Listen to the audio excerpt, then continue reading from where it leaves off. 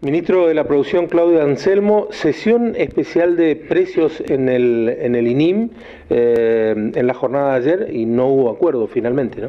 Sí, lamentablemente no se llegó al consenso, que es lo que requiere la legislación, es decir, el acuerdo de los 12 miembros del directorio, las posiciones sostenidas por productores e industria, las dos puntas, compradora y vendedora, no llegaron a un acuerdo, había una gran distancia entre los precios y entonces no hubo más remedio que someter al laudo arbitral de la Secretaría de Agricultura, Ganadería y Pesca de la Nación. Desde el gobierno de Corrientes, nuestra posición, de acuerdo a las instrucciones del gobernador Valdés, fue trabajar en todo este mes prácticamente, desde el 4 de agosto hasta ahora, buscando un acuerdo entre las partes, buscando que se dieran en alguna medida en sus posiciones para alcanzar un acuerdo que fuera bueno para toda la cadena, tal cual nosotros tenemos producción, tenemos secadero, tenemos industria y también tenemos la responsabilidad entre los consumidores.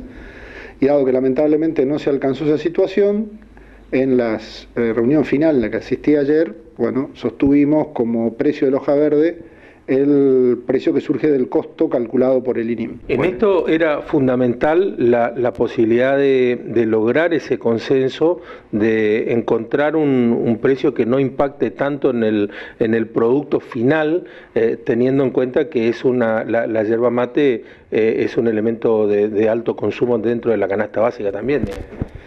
Sí, hay que entender que en este momento el principal problema que tienen todas las cadenas productivas es la inflación. Hoy la inflación es un problema gravísimo en la Argentina, todos lo sentimos como consumidores, como los que producen, y eso lamentablemente distorsiona toda la situación. En este caso los productores sostenían que requerían un aumento del 81%, la industria decía que no podía darlo por las restricciones que le impone la Secretaría de Comercio, con precios cuidados, etcétera. Son situaciones difíciles. Y buscamos una situación de equilibrio intermedia, no se pudo conseguir, y por eso va a ser el secretario de Agricultura el que tiene que laudar tratando de contemplar los intereses de todas las partes. ¿Cuál es el precio que tenía antes? ¿Cuál es el precio que se han manifestado ahora, por el que no hubo acuerdo?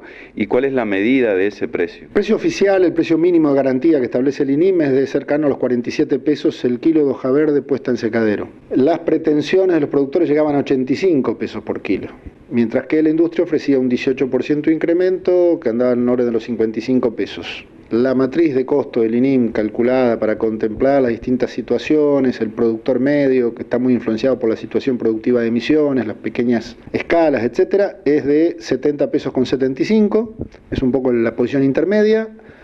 Hacia esa posición fue la que adherimos porque es la que le da de alguna manera sustentabilidad a toda la cadena, pero ahora la decisión final está en manos del secretario de Agricultura. De forma breve, ¿por qué interviene Agricultura y por qué también hay un instituto para establecer el precio? Esto surge de una ley promulgada en el año 2002, la ley de creación del INIM 25.064, con su decreto reglamentario. La primera discusión de precios fue hace 20 años atrás, en agosto del 2002.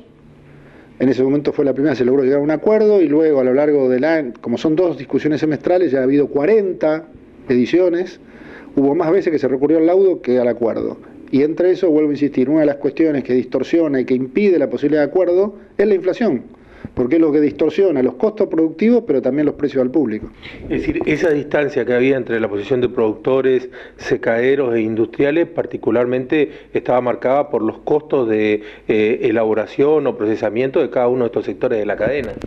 Claro, en entender las circunstancias de cada uno. Los productores ven que sube la mano de obra, suben los insumos, hay una suba generalizada en el mundo de insumos agropecuarios por la cuestión del conflicto bélico, los problemas de brecha cambiaria, y por otro lado el secadero, la industria también tiene sus complicaciones. En un escenario así es muy difícil que puedan llegar a un acuerdo por mejor buena voluntad que pongan. ¿La solución sería cortar los plazos para este tipo de negociaciones?